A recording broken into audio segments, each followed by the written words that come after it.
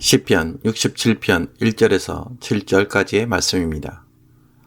하나님은 우리에게 은혜를 베푸사 복을 주시고 그의 얼굴빛을 우리에게 비추사 주의 도를 땅 위에 주의 구원을 모든 나라에게 알리소서. 하나님이여 민족들이 주를 찬송하게 하시며 모든 민족들이 주를 찬송하게 하소서.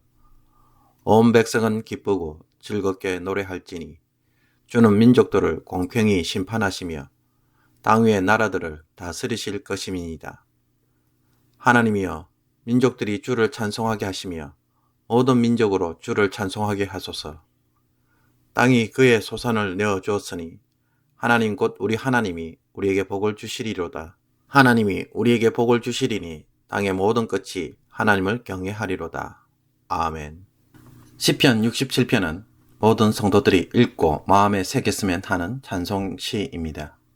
이 시편은 사람이 이 땅에서 어떻게 살아야 멋있게 사는 것인지, 또 어떻게 해야 복을 누리며 사는 것인지, 그리고 무엇보다 하나님의 마음을 시원하게 하는 것이 무엇인지를 너무나도 잘 보여주는 말씀이기 때문입니다. 1절을 보면 하나님께서 우리에게 은혜를 베푸사 복을 주시고 하나님의 얼굴빛을 자신들에게 비추어 달라고 호소합니다. 그 이유가 무엇입니까? 주의 도를 땅 위에 주의 구원을 모든 나라에게 알리기 위함입니다. 그 결과 모든 나라가 하나님을 찬양하고 하나님을 경외하는 일들이 일어나기를 소원합니다. 여러분, 이것은 하나님이 정말 이스라엘에게 바라고 기대하는 바입니다. 우리의 소원이 아니라 하나님 자신의 소원입니다. 하나님은 아브라함에게 주신 약속의 말씀처럼 열방에 복을 주기 위하여 이스라엘에게 복을 주셨습니다. 이스라엘이 이 일을 하려고 한다면 이스라엘은 필연적으로 무엇을 경험할 수밖에 없습니까? 이스라엘 자신이 복을 먼저 경험해야 하는 일이 일어나야 합니다. 하나님의 도를 지킴으로써 구원받고 은혜를 입는 일들이 필연적으로 일어난다는 것입니다. 그런데도 이상하게 사람들은 종종 예수 믿는 것은 힘든 일이고 고난을 자초하며 마치 누릴 것을 제대로 누리지 못하는 인생처럼 이야기합니다. 물론 틀린 말은 아닙니다. 분명히 그런 사람들이 있습니다. 하나님의 선택을 받아서 그런 길을 걸어가야만 하는 사람들도 있기 때문입니다. 그러나 근본적으로 이스라엘은 복을 누리기 위하여 부름을 받은 민족이라는 것을 주목해야 합니다. 이스라엘을 부르신 목적 때문에 이스라엘은 복으로 시작해서 복으로 끝나도록 되어 있습니다. 특별한 경우를 제외하고는 모든 성도는 복을 누림으로 복을 전하는 사명을 가진 자인 것입니다. 여러분, 이것이 얼마나 큰 은혜입니까? 이것을 경험하기 위해 성도는 다른 무엇보다도 주의 도를 따라 사는 것에서 복이 있다는 것을 체험할 필요가 있습니다. 하나님의 말씀을 어떻게 생각하십니까? 주의 도는 사람에게 고난을 주는 말씀이라고 생각하십니까? 물론 주의 도를 대적하는 이들로 인해 잠시의 고난과 핍박은 주어질 수 있습니다. 그러나 주의 도는 고난을 주는 말씀이 아니라 복을 주시는 말씀입니다. 주의 도 자체가 복을 주도록 되어 있기 때문입니다. 하나님의 말씀은 생명을 주고 구원을 주며 복을 가져다 줍니다. 그러므로 모든 성도들이 결단코 잊지 말아야 할 것이 무엇이겠습니까? 말씀대로 사는 것이 복을 가져옵니다. 이것은 확실한 진리입니다. 그러므로 자꾸 자신의 경험을 가져와서 이 핑계 저 핑계 대며 신세 한탄하는 것에서 답을 찾지 않기를 바랍니다. 자기 고집대로 사는 것에서 해결책을 찾지 않기를 바랍니다. 그것은 도리어 망하는 길입니다. 그리고 우리가 복을 누리는 두 번째 길은 인생의 목표를 다른 사람을 위해서 사는 것에 있음을 오늘 시편이 보여주고 있습니다. 세 명이 굶주린 상황에서 빵 한 조각이 있습니다. 여기서 내 혼자만 그 빵을 다 먹었다고 합시다. 과연 행복할까요? 나 혼자 그 빵을 다 먹음으로 나머지 두 사람이 결국 굶어서 죽었습니다. 혼자 살아남은 인생이 행복하다고 생각하십니까? 그것보다는 다른 사람을 살리고 도리어 자기가 죽을 때에 그 사람은 가장 멋있는 인생을 살고 가장 행복한 삶을 살다가 마무리하는 사람이 될 것입니다. 전쟁터에서 죽어가는 전우를 살리고 응급실에 들어온 사람을 살리고 탈선한 아이를 똑바로 살게 하고 자살하는 사람을 다시 살리며 무너진 삶에 절망하는 자를 살리는 것만큼 사람의 마음에 기쁨을 주는 일이 없습니다.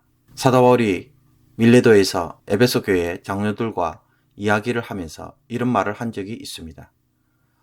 범사에 여러분에게 모범을 보여준 것 같이 수고하여 약한 사람을 돕고 또 주 예수께서 친히 말씀하신 바 주는 것이 받는 것보다 복이 있다 하심을 기억하여야 할지니라.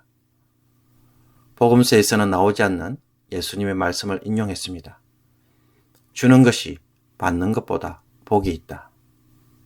여러분, 어떻게 주는 것이 받는 것보다 복이 있을 수 있을까요? 복을 남들에게 주기 위해서 살아가는 인생이 되려면 더 많은 복을 받아야 하기 때문입니다.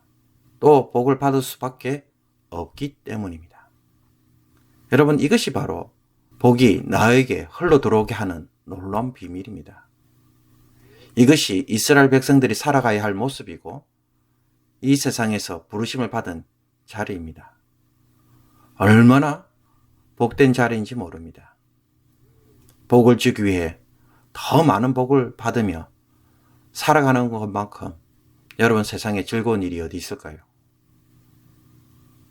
오늘 하루 남을 살게 함으로 나도 살게 되고 더 많이 복을 누림으로써 또 더 많은 생명을 살리는 일을 한다는 것만큼 즐거운 일은 없을 것입니다. 저 사람을 행복하게 할 수 있도록 한번 도와주고 섬겨보십시오.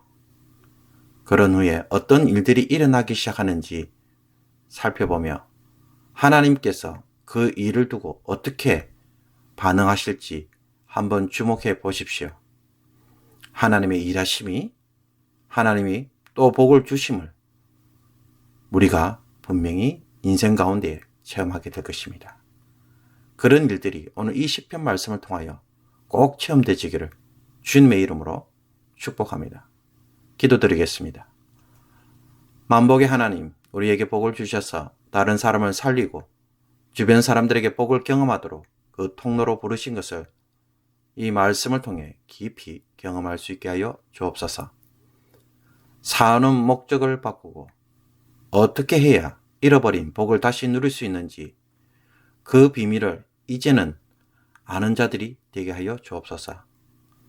사는 것에 급급하지 말게 하시고 어떻게 주변 사람들에게 복을 줄지 고민하면서 하루를 시작하게 하여 주옵소서. 내가 가진 것을 탕진할 줄 아는 사람이 되게 하여 주옵소서. 그래서 하나님이 그 빈 곳에 하나님의 복으로 채우시는 놀라운 경험들을 우리 모든 성도들이 하게 하여 주옵소서. 간절히 소원합니다. 이 도전의 말씀을 저버리지 말게 하시고 자신의 인생을 바꾸며 잃어버린 복을 다시 한번 누릴 수 있는 귀한 말씀으로 사용되지게 하여 주옵소서. 이 모든 것 우리 주 예수 그리스도의 이름으로 기도하옵나이다. 아멘. 주기도문으로 새벽기도회를 마치도록 하겠습니다.